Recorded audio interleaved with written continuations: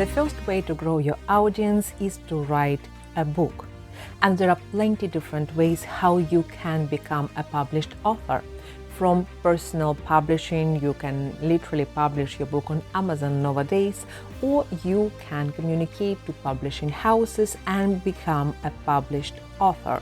That's a little bit more difficult way, but everything is possible nowadays, so it's not that difficult as it was once before. So become a published author. And you can also use these techniques from many platforms where you can promote your book or you can promote your content and eventually become a recognized author even if you have a blog.